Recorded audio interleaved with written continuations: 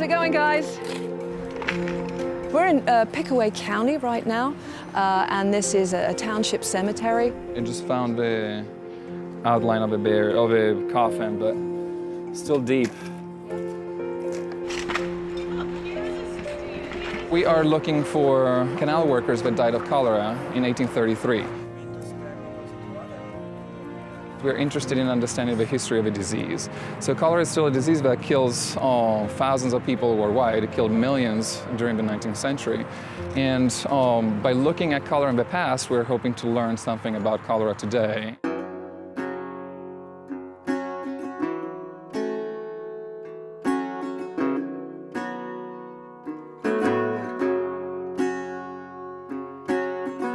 Cholera got into the region in 1833 when somebody came from Cleveland on a canal boat. And when cholera just was here, it killed a lot of people, especially among the poor.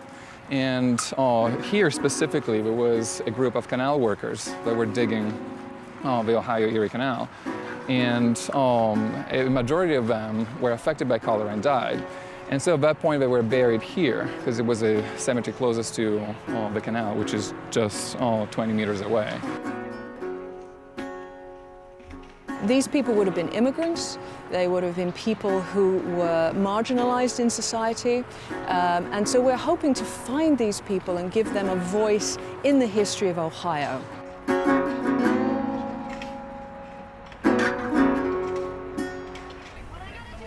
What we can learn from cholera victims from so long ago, even though we might not have their names and we might not have their identities, is that we can scientifically analyze the skeletons to learn about their sex, their height, their ancestry, and this will really help us understand who lived here 150 years ago. You can see a difference between the outline here that has a different kind of color and texture and what is actually in the coffin. We have a skull showing up there. So now we're gonna get it down to the same level and start exposing the bones. What we've found so far are a number of graves which we're excavating and removing the remains. We've also found some pieces of metal which are probably coffin nails. We've also found quite a few prehistoric artifacts like flint flakes and arrowheads, as they're commonly called.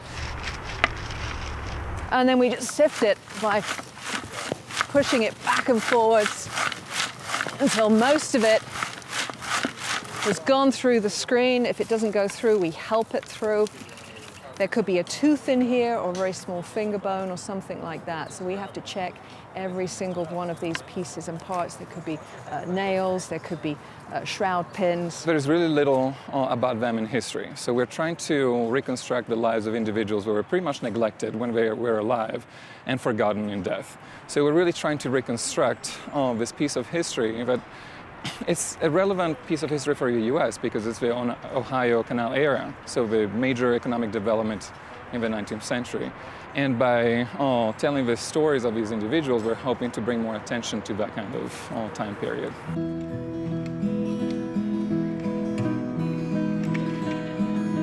I think it's really important. I think it's important that everyone's stories gets told from their own context. And even after people are gone, you can really still learn a lot from their bodies about their histories, their families, how they ate, how they lived, how they worked, and in some cases, how they passed away. So I think it's really important to add those stories to the overall narrative of Ohio history, and even in a more general term in bioarchaeology, to adding everyone's stories to the archaeological record.